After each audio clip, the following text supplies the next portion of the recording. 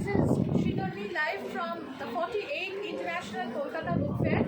I am from Penprints Publication, stall number E21, gate number 4. And today, as we have declared before, we are going to have a poetry evening and also book inauguration. We already have our esteemed guests with us, and without much ado, I would love to invite our guests for today, poet Gopikrishnan Kottoor. Welcome, good evening, sir. Poet Gopal Lahiri, who is also with us with his book Anyone Morning and other poems, and also Amita Ray with us, and even Kushal Poddar is there with us in the stall. So good evening everyone, and as I told before that we are going to go for an inaugural of this book, Land in the Sun by Gopikrishnan Kottoor, who obviously needs no formal introduction over here, because he is not just a consummate poet, but we are also looking at all those accolades, all those images, all those ideas and symbols that he has created over the years as part of the rich tapestry of his poetry.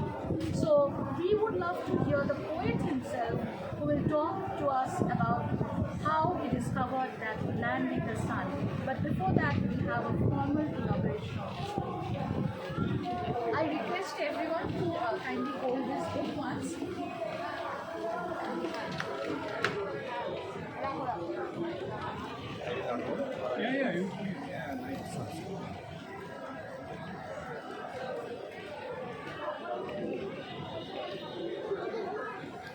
Thank you so much. Now, I would request sir to say a few words on this occasion and how is Kolkata Book Fair. How do you see Kolkata Book Fair? You are here after a long time, and this is because of the land in the sun that we have with us. Readers have already started showering their love on this book. So a few words, and then.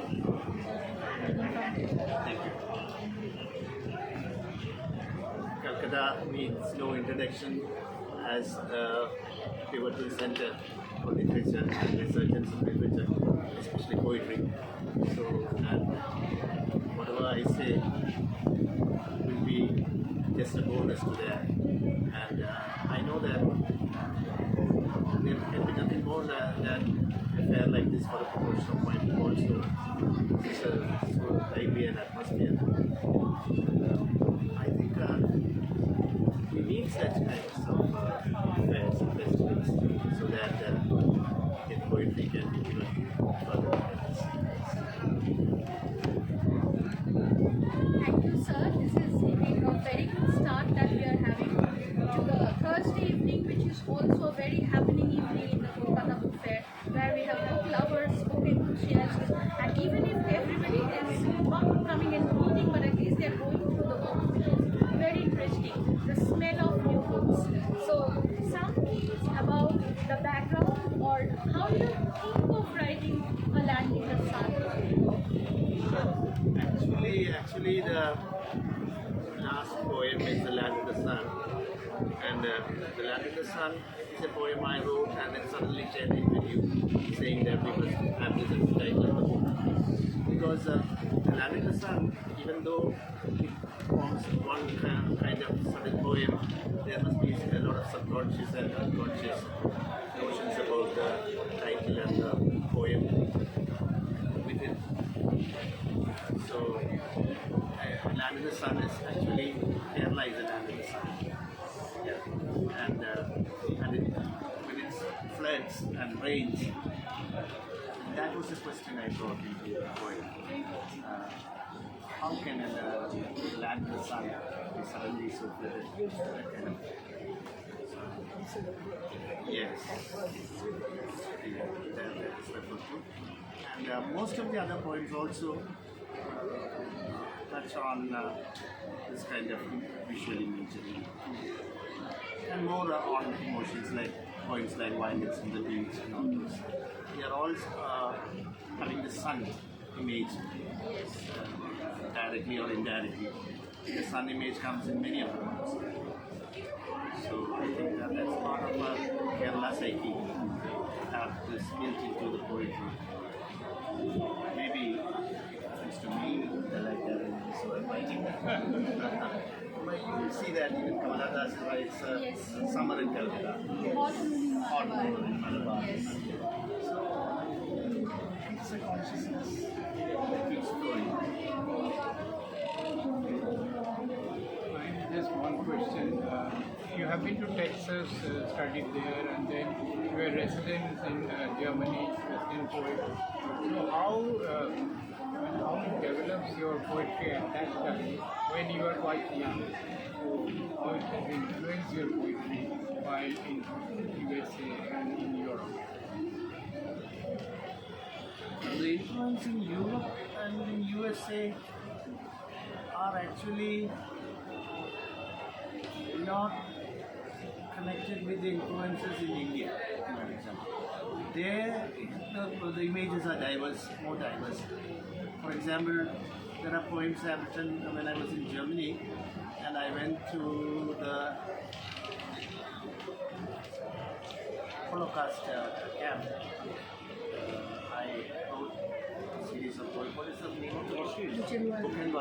Buchenwald Diary. I was so struck by the horrific, tragic circumstances that were that I wrote the entire book while writing while on that journey. So similarly, at the point of time when I was in Texas, it was a very critical period for me because my father back in my house. He was already in a coma. He had a seizure, and he was just recovering from that. After I left for Texas, this was the obsession in my mind because my father was he suddenly had a second stroke after around 15 years, and he went into a coma. So that 1.5 to 2 years that I was in Texas, You are mentally quite I was not mentally, not that I was not really disturbed, I was mentally different. So, there were moments, what I used to do is, when I got the news that my father was critical and in coma and he was going towards a vegetative state, I would return to India and I would write the poems on the back of the prescription sheets. And then I would take them to the computer lab in the schools and I just type them and then it was only after my father passed away nearly a year the courage to read them again. Because I knew the sorrow, the grief would be tremendous. I couldn't go back to that grief.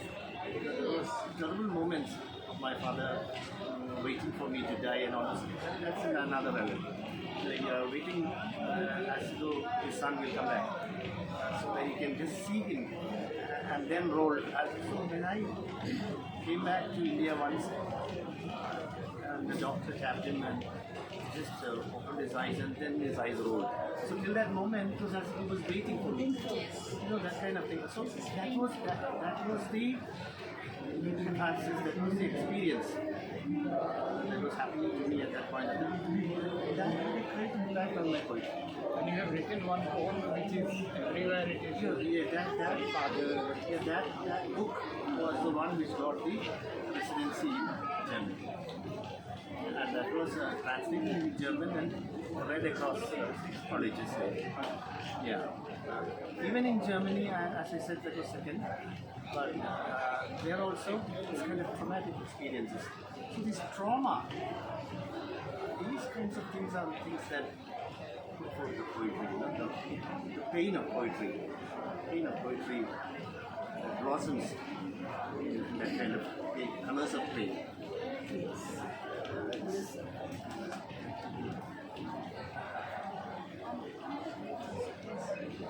I was just going through this book, Languages. I really enjoyed reading this book. One thing that struck me is your poems are, they are marvelous. Marvelously, I should say, succinct, brief. And I found some of the poems even, some maybe a couple of poems on. So, they were just poems. And they were so impactful. Now, do you think that it is the soul of poetry? I mean, young poetry, you can be more, like, you can more, you can voice your emotions or whatever you express. Small images, and images are also taken from day-to-day. These things are very light, and the poems are very succinct. So, and so impactful. What is your, why do you like short poems? It's not that I didn't find it wrong poem, but most of them were short, and I too write short poems. I love writing short poems. I cannot write long poems. It is not that you are writing a short poem on purpose. No, it's not that. It is that you just, yesterday and the day before yesterday, again this comes to my mind.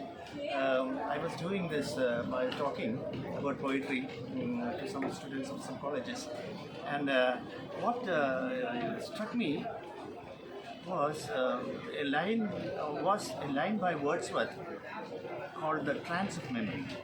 Yes. Trance of Memory. That is in the poem Excursion. Yes. Excursion. It's a very famous two-liner, which you can easily adapt to poetry. The Trance of Memory, and this was again, I'm saying it for the third or fourth time. This was again the line which prompted Swami Vivekananda when he was Narendranath Datta and in a state of atheism. He was being taught these lines by William Hayes, who was in that spiritualist. And this man got up and asked the professor, "Tell me, what do you mean by this trance?" And the professor said, "I will not be able to answer this question, but you go to Sri Ramakrishna. There's a person, Sri Ramakrishna, in Dakshineshwar, he will tell you the answer." That was how the transformation from Narendranath Datta to Vivekananda took place. Because as soon as Vivekananda came from Sri Ramakrishna, touched him and said, "Now you have come." And by the very touch, there was an electric sensation. That's what they say. I have not felt it, but I don't know. But this trance of memory. It's a poem always needs a trance of memory to get an offshoot. Yes. The rest is what you do with it. The rest is what you are within your powers to make it 2 lines. You can make it 22 lines. There was a poem I remember which was around 4 lines or 5 lines which I had written at the All India Poetry Society competitions for poetries that I wanted to write. And so I was looking for subjects. So I had no ready subject. So some notebooks. So there was a 4-line poem which I felt could be developed at that point of time. And I developed it and I got my got a commendation. So what I'm saying is, what you do with the poem after you get this trance of memory, because poetry is always memories. Poetry is always memories. And yesterday also I was telling, poetry is a kind of, I said poetry is a kind of kintsugi in action. I said, I wrote that. Yes. Because what I meant was that kintsugi is, it's like a broken vase. Poetry, emotions, it's like a broken vase. So what you do with the emotions, how you mold them or plaster them with gold or silver or platinum and make it poetry. That is the kintsugi of poetry. Now, what you are doing with your emotions is you are making a kintsugi real. So how you make this big waist or a small waist? That's up to you. I think, but sometimes these things happen. Like you just write it. No, okay, you've written the whole point. It's 25 lines. You cannot make it 22 lines. Sometimes you go on editing and then the lines come out. Yes, Yeah, it depends on the subject also. That this will become clear actually if just read it from one of Oh, yeah. yes. It means we have to put this in. Yeah. Yes. Like this. Yeah. Just Really? the microphone. Yes.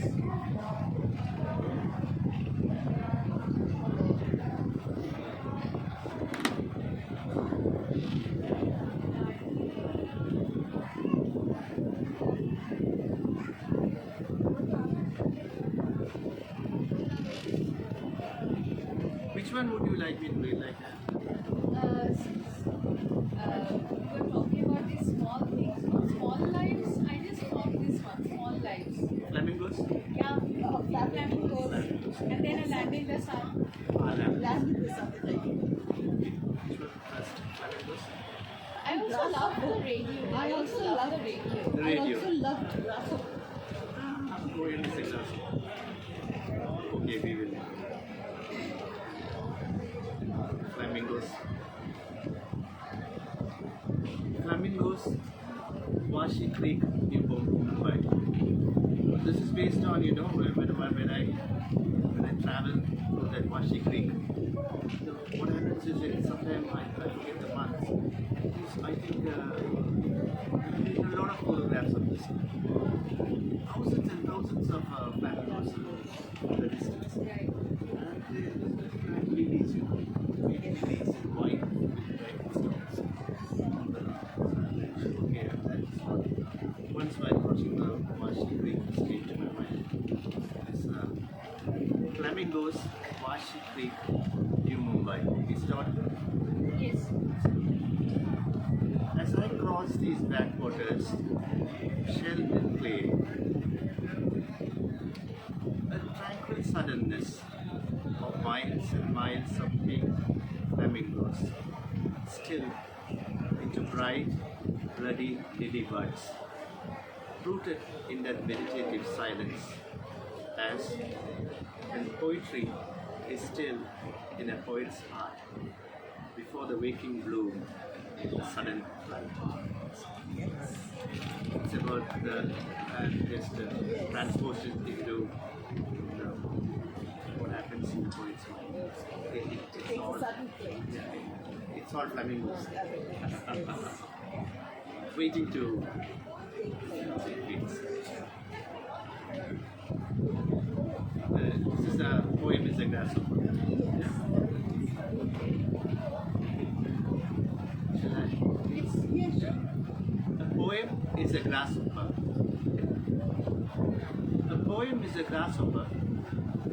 It wanders around you, snuggles in you, looks out at the world's wonder from a glass window. It flicks in the rain, all about that secret thing called pain. A poem, it is a grasshopper looking at you turning kindly with glass eyes that will memorize all of your childhood, and a girl laughing in the sunflower fields. A poem is a grasshopper among the swaying green, perched as though nature pranced with a swing, and it takes you to a tomb, the loneliest one, on which sadness is carved in your lip. I love this image. The image of grasshopper. Thank you. The land in the sun. Yes. And the land in the sun. Last one. That was the last poem. Last one. Yeah,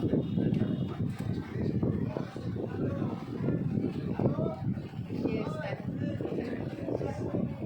a land in the sun. You have filled me as a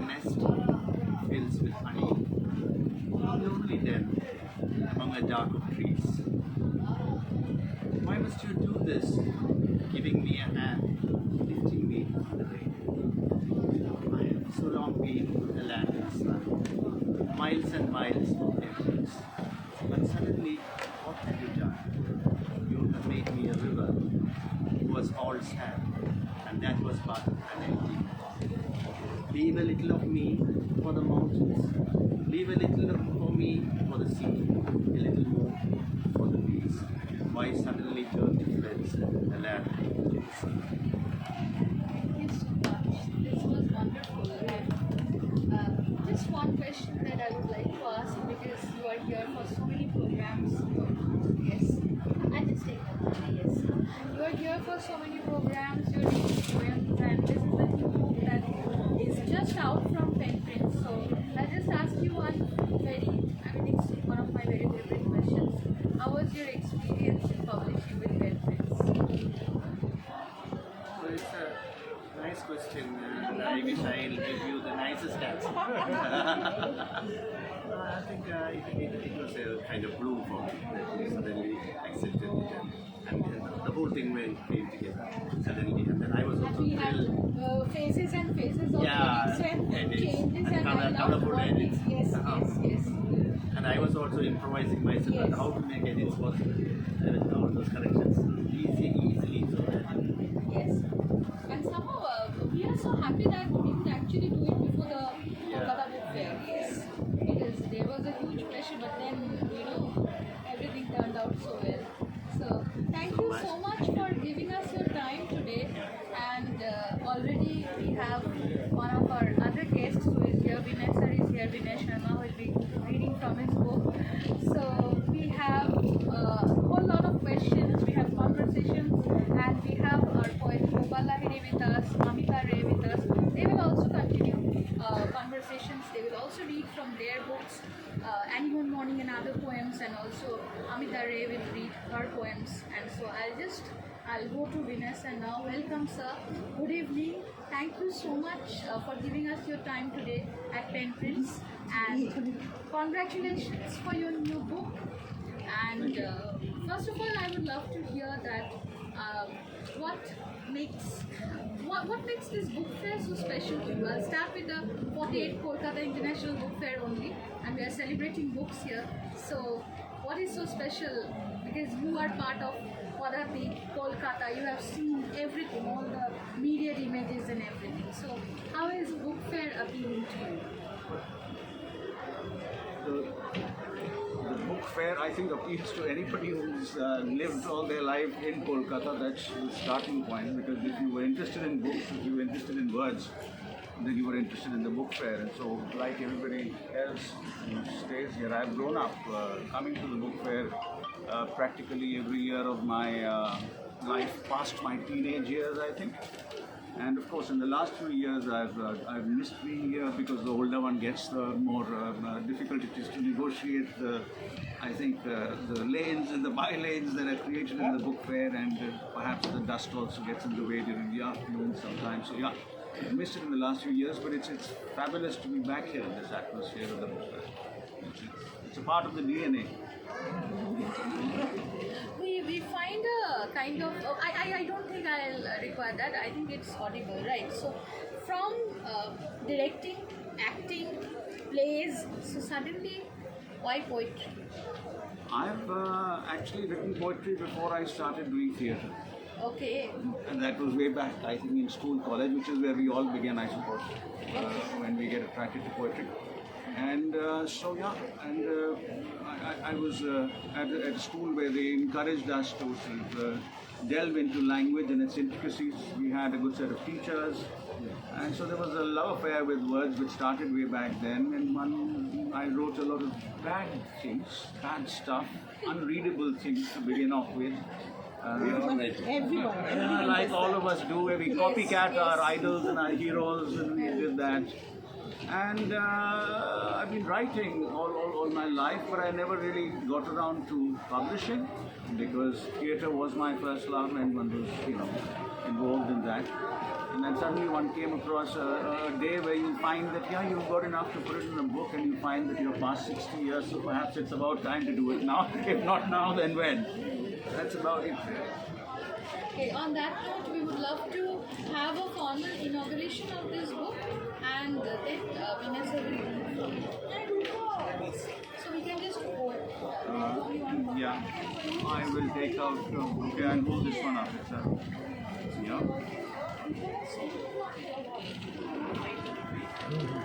I've got a couple I can give you.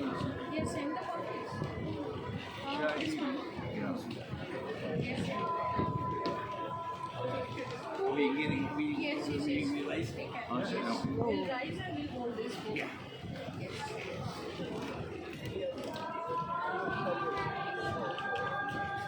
Silent books.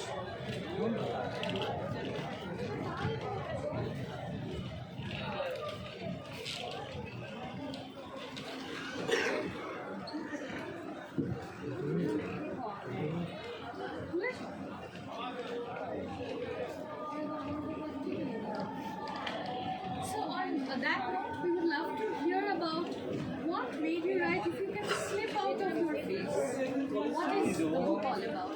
The book is actually a series of conversations between multiple voices.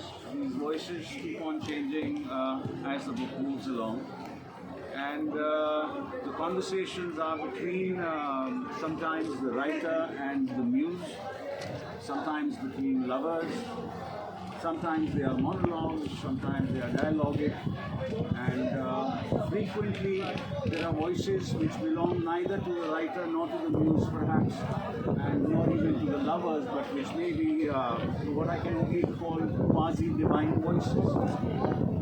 Yes. So there is a conversation which lends itself to multiple interpretations. It's open to interpretation. That's the way it's been. So on that note, we would love to hear your thoughts. Can I plug this in here? Yes.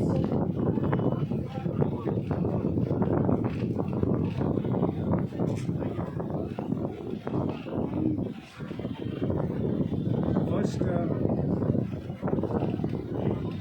by the way, thank you all of you for holding that book up. It's very special to me because I've been reading about you and some of your work all these years. It's an honor. Thank you. This one is called There, Then. Where tears live before they reach our eyes. There, quietly, we opened ourselves to each other till the first rain fell. Your face had no image then, where I opened my arms to the thought of you for the first time. There, where the sun downed upon the first earth smell, flowers had not learned to grow yet. Nothing as yet had passed away, a place still unseen.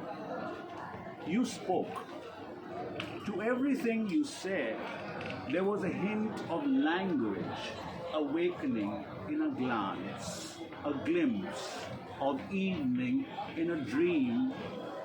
We had begun to sense love had no poets, not there, not there. Very good. Love and rain. There is a poem. Yeah. Yes.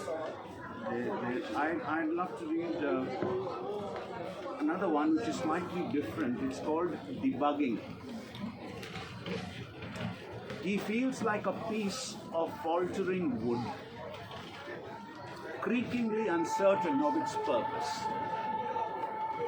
The day smokes by like a banned commercial vehicle, muffling his brain with deadly emissions. The governments of the day still stand debating the validity of some law or other as he sits, shits, sips, slips by unordered. Fright has him by the balls, faint but unnoticeable. Give us our daily pain.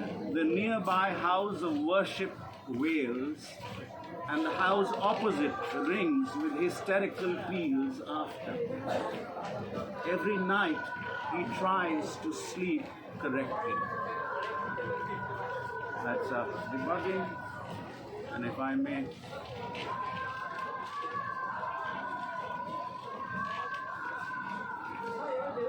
share something which has as its name just a question mark.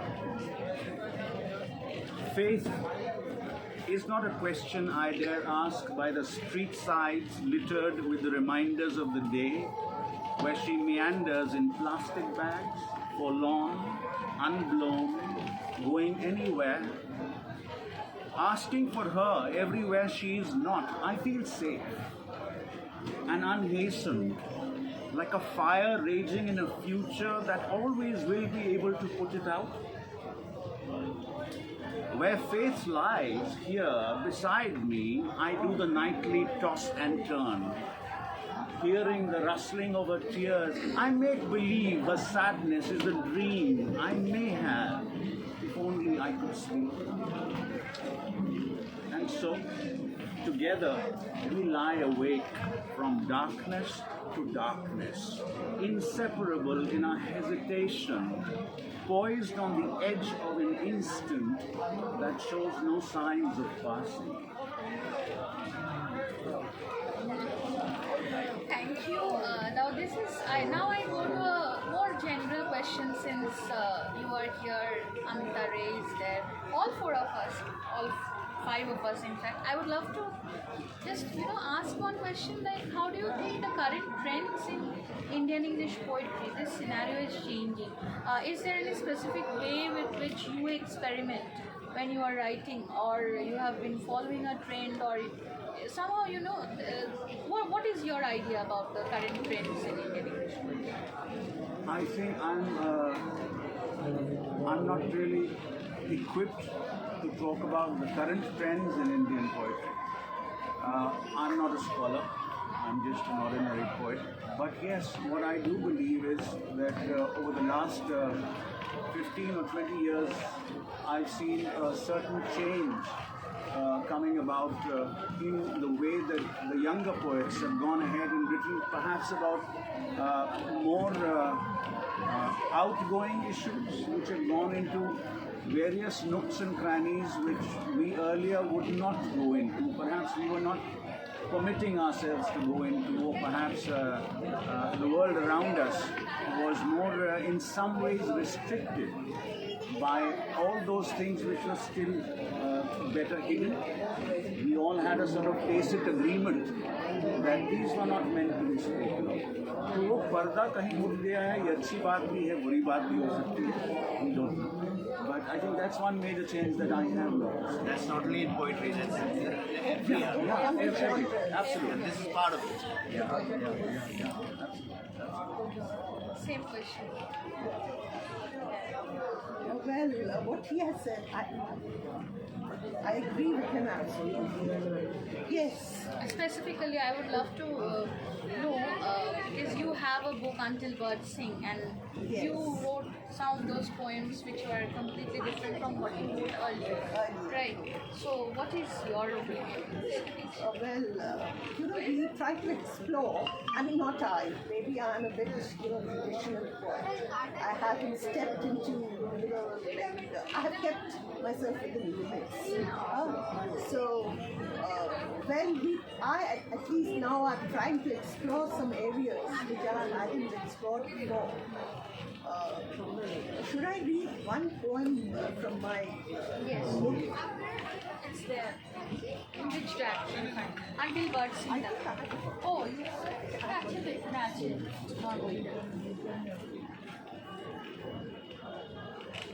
Hey, আমার খুলতে হবে খুলতে হবে এমনি তো leader সেলে খুলবেই।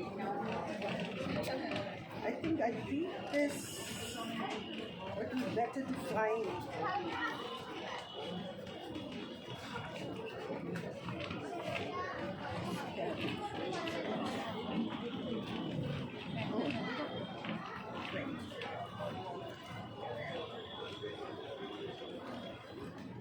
I want to read this poem, Miscarriage. I feel a pang of alienation, severed from the womb that cradled me. Meandering lanes of belief wind through maze of sighs in wilderness.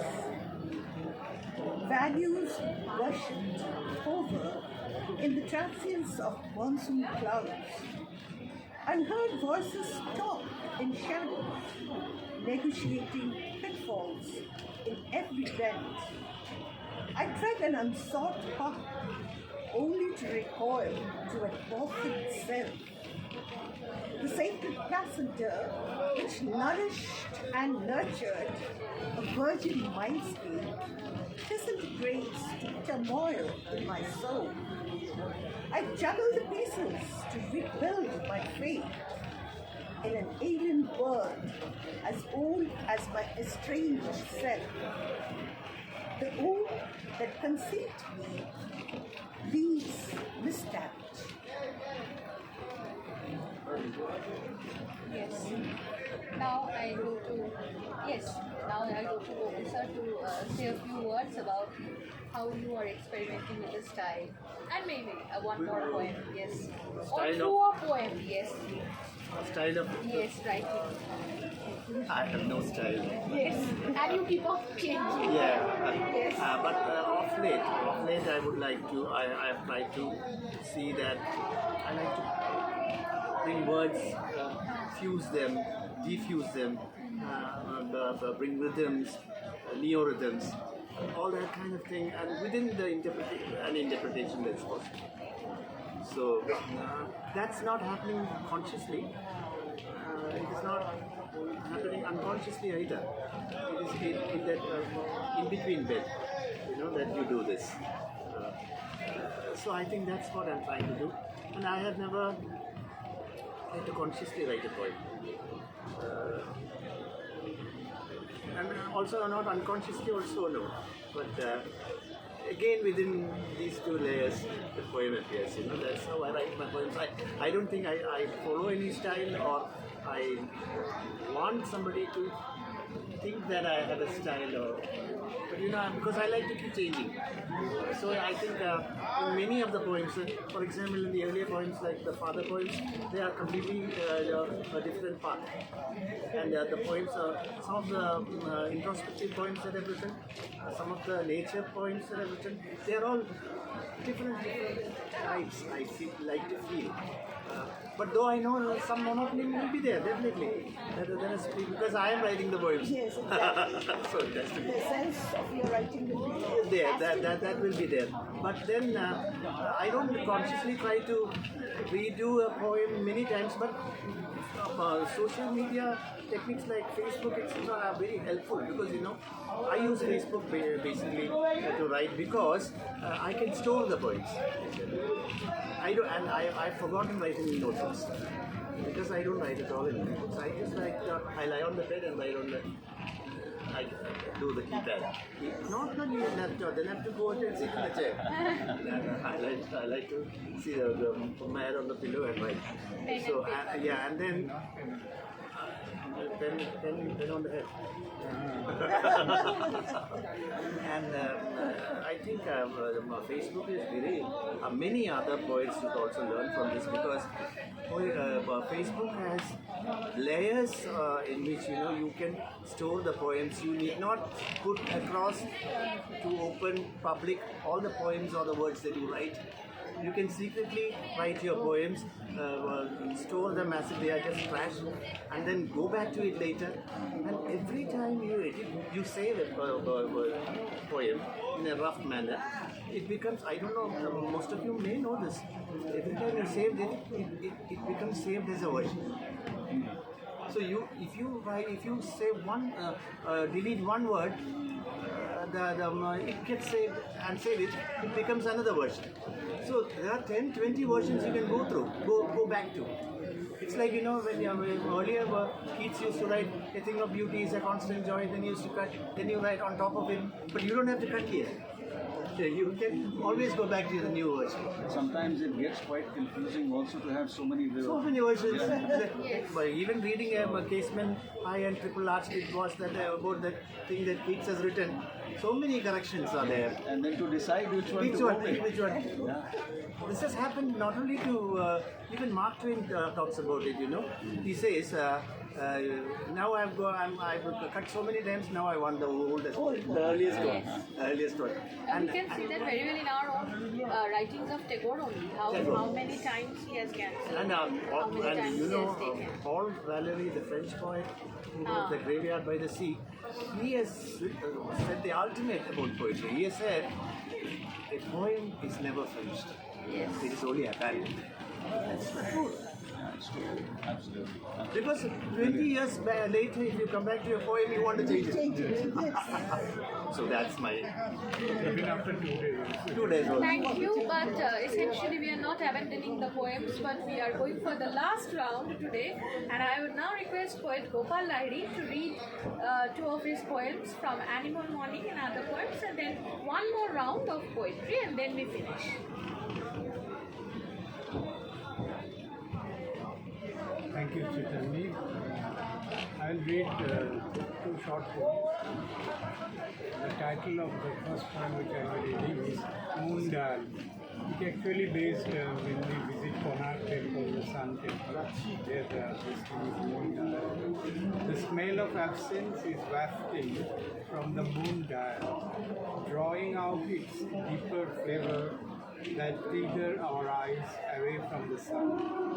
When you arrive in my dream, the chariots walk on your canvas, releasing the 7 horses, spin the 24 wheels in ecstasy. The deities still return the offerings. Shadows are not thrown on the grass or on the eroded rock face. The images of the sun god catching rays draw geometric patterns on the mystic hands, give a healing touch inside. And the second one is Chandrabhaga. You know about the Chandrabhaga, it's a very famous, no longer there, but it's a mythical river. Something like blurred images floating in a dream last night. This place is full of them on a misty morning. Water crosses the shoreline, splashes at times.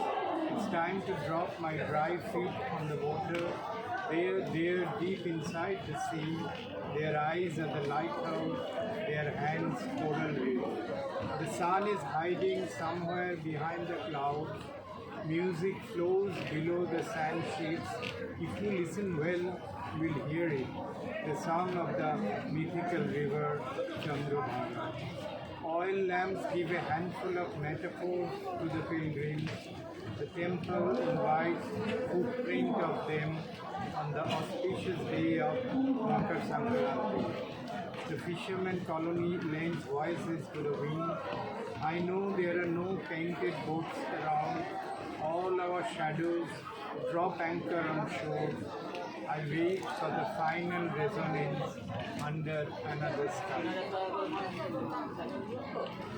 Good images, some very good images for that oil metaphors. Yeah. So we now have Actually, one this was last when round. I visited that. Yes. One last round and one poem from each one of our poets.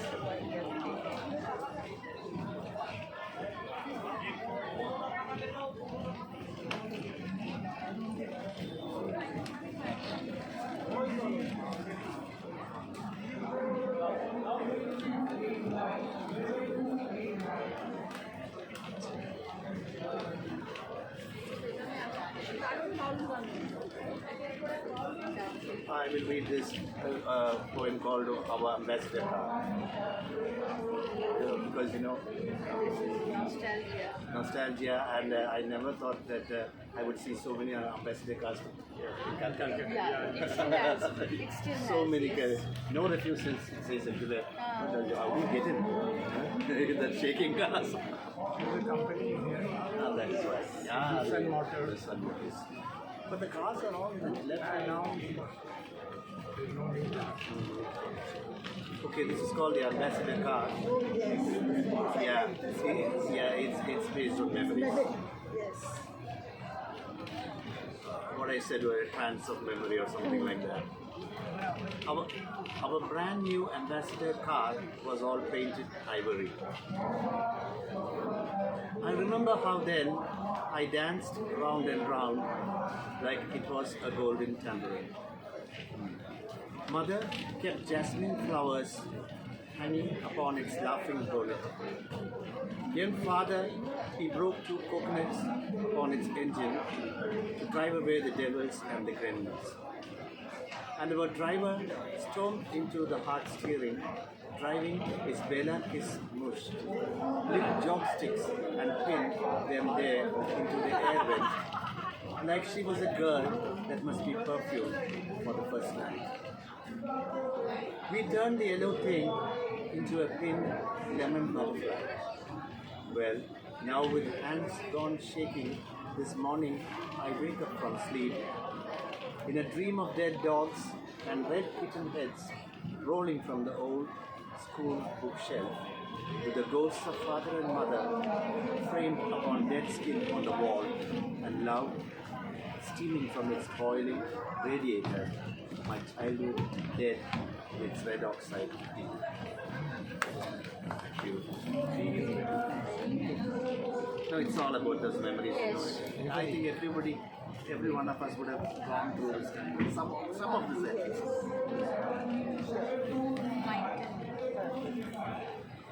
One thing, this is, since you are, did you come to Kolkata previously? Yes, so many years back, some 30 years back. So this is for you. Thank you. So this is not from this book.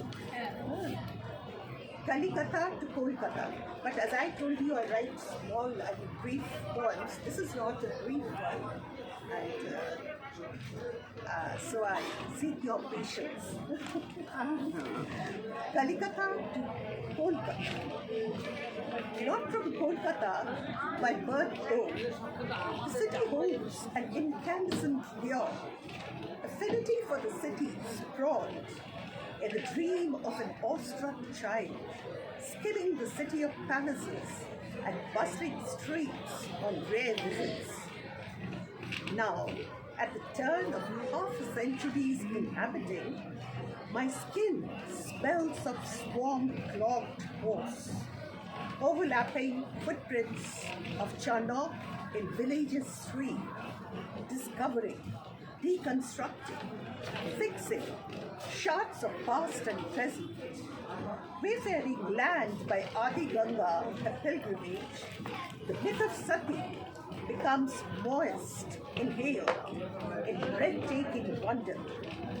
The sunset liberates in Maidan Green, Kadambari Devi astride, riding through dawn of Renaissance. The deer park, long buried in burial ground road, rebirths in car park and midnight mirth. A new address, Park Street, oxygenates with aroma of exotic Swiss savories and foodies' delights. Temples, churches, mosques, synagogue, gurdwara, a labyrinth of coexistence weave through century-old lanes and roads, sprouting shanties.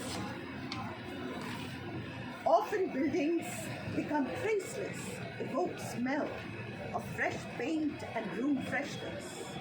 A mini India gloriously abides and thrives in mixed chart of idli, fuchka, biryani, dosa, thepla, and iconic Kolkata Rajpuri. College Para, the bibliophiles' mecca, buzz in ubiquitous musty cubbyholes, bookshops, sizzle in coffee pot inviting adda and candidates. Placid flows the river like milk of lactating mother. The silt and salt nourish and nurture birds from a port to promenade. The outer heart at sundown arches a lover's paradise from beyond the sea. A spice trader ends his trajectory in lip-smacking chalbu. Scooping morsels of happiness. On my perch, I can see the soul of my city oscillating between glowworms and neon. That's nice.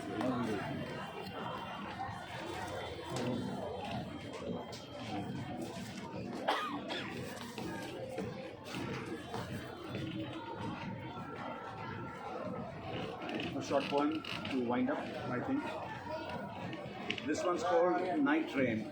In Kolkata, I think all of us have a very special association with rain. We have our own romance going on with rain all the time, as in other cities also, of course.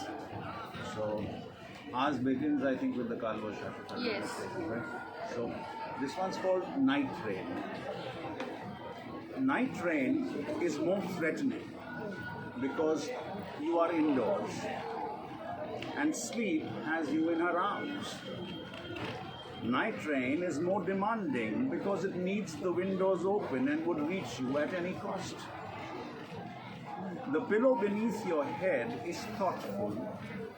It nudges you to wear a raincoat to bed, till you gently snuggle out of sleep hugged to follow that advice, only to be alarmed by the lightning hiding underneath your bed, which throws you in a flash upon the window.